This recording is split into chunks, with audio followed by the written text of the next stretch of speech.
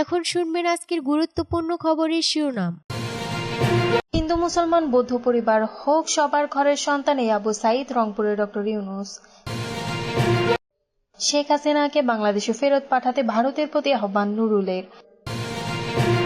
হত্যাকাণ্ডে জড়িতদের দ্রুত বিচার সহ 5 সিদ্ধান্ত আইন মন্ত্রণালয়ের।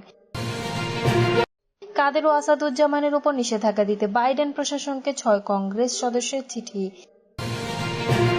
পণ্যের দাম কমেছে যেভাবে আরও কমতে পারে। শেখ হাসিনা ভারতে যাওয়ার আগে পদত্যাগ করেননি সজীব ওয়াজেদ। এতক্ষণ শুনছিলেন সংবাদ শিরোনাম, এখন বিস্তারিত। হিন্দু মুসলমান বৌদ্ধ পরিবার হোক সবার ঘরের সন্তান এই আবু সাইদ, রংপুরে ডক্টর ইউনূস জানালেন একথা। ছাত্র আন্দোলনে নিহত রংপুরের বেগম রোকেয়া বিশ্ববিদ্যালয়ের শিক্ষার্থী আবু সাইদের বাড়িতে পৌঁছেছেন অন্তর্বর্তীকালীন সরকারের প্রধান উপদেষ্টা ডক্টর মোহাম্মদ ইউনূস। আজ শনিবার বেলা 11টার পরে তিনি রংপুরের পীরগঞ্জ উপজেলার জাফরপাড়া গ্রামে আবু সাইদের বাড়িতে যান। তার সঙ্গে উপদেষ্টা পরিষদে থাকা বৈষম্য বিরোধী ছাত্র আন্দোলনের 2 জন সমন্বয়ক নাহিদ ইসলাম ও আসিফ মাহমুদ সজীব ভুইয়া রয়েছেন। সকাল 10:30টার পরে হেলিকপ্টার যোগে ডক্টর ইউনূস ও 2 উপদেষ্টা পীরগঞ্জের মেরিন একাডেমিতে অবতরণ করেন।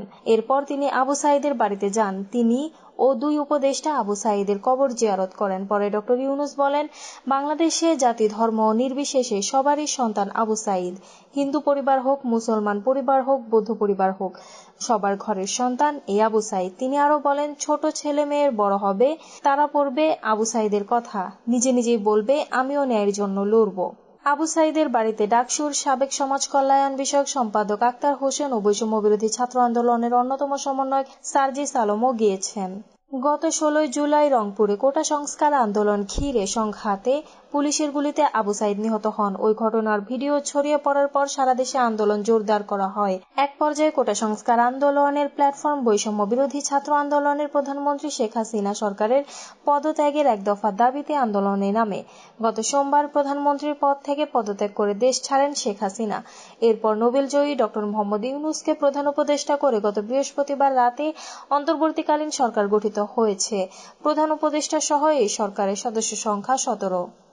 শেখ হাসিনাকে বাংলাদেশে ফেরত পাঠাতে ভারতের প্রতি আহ্বান নুরুলের। সাবেক প্রধানমন্ত্রী শেখ হাসিনাকে বন্দি বিনিময় চুক্তির আওতায় বাংলাদেশে ফেরত পাঠাতে ভারতের প্রতি আহ্বান জানিয়েছেন গণ অধিকার পরিষদের সভাপতি নুরুল হক। তিনি বলেন, ভারত এটা না করলে ভারতীয় হাইকমিশন ঘেরাও করবেন তারা। শুক্রবার বিকেলে রাজধানীর বিজয়নগরে আল রাজি কমপ্লেক্সের সামনে এক সম্প্রীতি সমাবেশে একথা বলেন নুরুল। দেশের স্বাধীনতা, সার্বভৌমত্ব রক্ষায় ও গণতন্ত্র প্রতিষ্ঠায় জীবন উৎসর্গ করা সব বীর শহীদের প্রতি শ্রদ্ধা, ছাত্র জনতার গণ অভ্যুত্থান পরবর্তী শান্তি শৃঙ্খলা ও সংহতি প্রতিষ্ঠায় এই সমাবেশ করে গণ অধিকার পরিষদ। নুরুল হক বলেন, এই অন্তর্বর্তী সরকারের কাছে জনগণের প্রত্যাশা অনেক।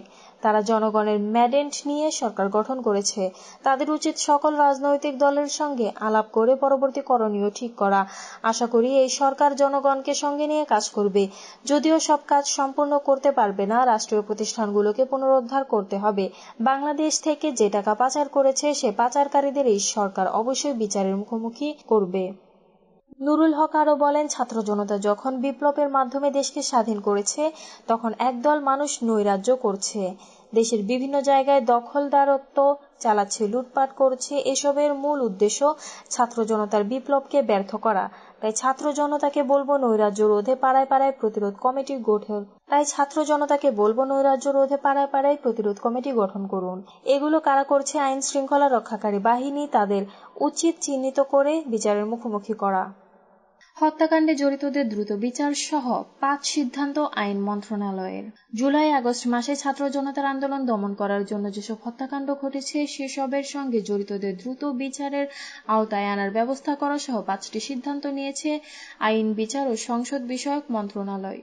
আজ শনিবার আইন মন্ত্রণালয়ে আইন ও বিচার বিভাগের কর্মকর্তাদের সঙ্গে সভা করে এসব সিদ্ধান্ত নেওয়া হয়েছে।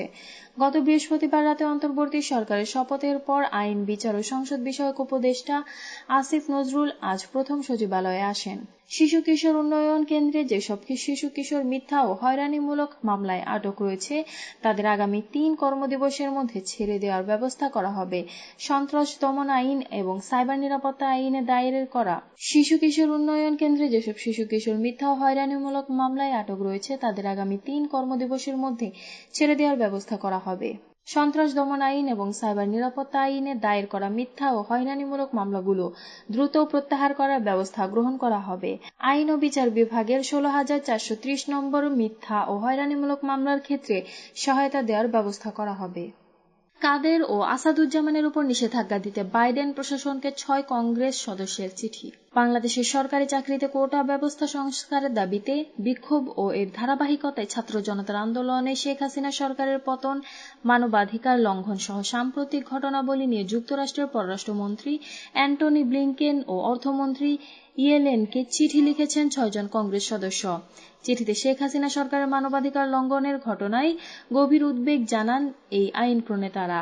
একই সঙ্গে তারা আওয়ামী লীগের সাধারণ সম্পাদক ও ক্ষমতাচ্যুত সরকারকে সড়ক পরিবহন ও সেতুমন্ত্রী ওবায়দুল কাদের এবং স্বরাষ্ট্রমন্ত্রী আসাদুজ্জামান খানের বিরুদ্ধে নিষেধাজ্ঞা আরোপের আহ্বান জানিয়েছেন।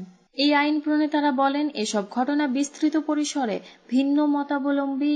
গত বুধবার লেখা এই চিঠিতে কংগ্রেসের উভয় কক্ষ, সিনেট ও প্রতিনিধি পরিষদের এই সদস্যরা বলেন, হাসিনা সরকারের মানবাধিকার লঙ্ঘনের ঘটনায় তারা গভীর উদ্বেগ প্রকাশ করছেন। সরকারি চাকরিতে অন্যায্য কোটা ব্যবস্থার প্রতিবাদে শুরু হওয়া শান্তিপূর্ণ বিক্ষোভ দমনে গত 15 জুলাই পুলিশ ও আধা সামরিক বাহিনীর সদস্যদের মোতায়েন করে আওয়ামী লীগ। পরবর্তী সপ্তাহ জুড়ে আইন শৃঙ্খলা রক্ষাকারী বাহিনী বিক্ষোভকারী শিক্ষার্থীদের বিরুদ্ধে অসংগতিপূর্ণ ও বেআইনি বল প্রয়োগ করে। ছোড়ে রাবার বুলেট, ছড়াগুলি, সাউন্ড গ্রেনেড, কাঁদানে গ্যাসের শেল ও তাজাগুলি। এ আইন প্রণেতারা বলেন, এসব ঘটনার বিস্তৃত পরিসরে ভিন্ন মতাবলম্বীদের বিরুদ্ধে আওয়ামী লীগের চালানো দমন-পীড়নেরই অংশ। নিজেদের মানবাধিকার লঙ্ঘনের ঘটনায় দলটির নেতাদের জবাবদিহির আওতায় আনা হয়নি। যদিও প্রধানমন্ত্রী শেখ হাসিনা পদত্যাগ করেছেন, তবু তাদের জবাবদিহির প্রয়োজনীয়তা রয়ে গেছে। পণ্যের দাম কমেছে, যেভাবে আরো কমতে পারে। গত কয়েকদিনে দেশীয় পণ্যমূল্য বেশ কিছুটা কমেছে। মূলত পুলিশ ও সরকার দলীয় নেতা কর্মীদের চাঁদাবাজি বন্ধ থাকায় পণ্যের দাম কমেছে বলেই বলা হয়। আমাদের দেশে পণ্যমূল্য যে কেবল চাহিদা নির্ভর নয়, এ ঘটনা থেকে বিষয়টি আবারও বোঝা যাচ্ছে। বিষয়টি হলো 5 আগস্ট শেখ হাসিনা সরকারের পদত্যাগের পর দেশ পুলিশ শূন্য হয়ে পড়েছিল। গত 2 দিনে তারা আবার আংশিক কার্যক্রম শুরু করেছে। আওয়ামী লীগের নেতা কর্মীরাও মাঠে নেই। পুরনো সিস্টেম বা ব্যবস্থার এখনো পুনর্বর্তন হয়নি। অর্থাৎ উৎস থেকে বাজারে পণ্য আনতে যে দফায় দফায় চাঁদা দিতে হতো, সেই বাস্তবতা এখন নেই। রাজধানী জুড়ে এখন গ্রাফিতি আঁকার ধুম পড়েছে। আন্দোলনের বিভিন্ন মুহূর্তের গ্রাফিতি আঁকার পাশাপাশি ছাত্রছাত্রী বিভিন্ন আহ্বান সংবলিত দেয়াল লিখন করছেন, যেমন চাঁদাবাজি ও সিন্ডিকেট মুক্ত দেশ গড়ি, এখন থেকে কেউ চাঁদা দেবেন না। ছাত্ররা বাজারে বাজারে ঘুরছে, দোকানি ও ক্রেতাদের সঙ্গে কথা বলছে। এই পরিস্থিতিতে বাজারে তার প্রভাব অনুভূত হচ্ছে, পণ্যমূল্য কমেছে। দ্রব্যমূল্যের আরেকটি গুরুত্বপূর্ণ বিষয় হচ্ছে শুল্ক। নিত্য প্রয়োজনীয় পণ্যের মধ্যে 1 কেজি চিনি আমদানিতে 43 টাকা কর দিতে হয়। এছাড়া বিভিন্ন ফল আমদানিতেও গত কয়েক বছরে শুল্ক বাড়ানো হয়েছে। পেঁয়াজ আমদানিতেও সময় সময় শুল্ক বাড়ানো কমানো হয়। এমনকি চাল আমদানিতেও এক সময় 60% বেশি শুল্ক দিতে হতো।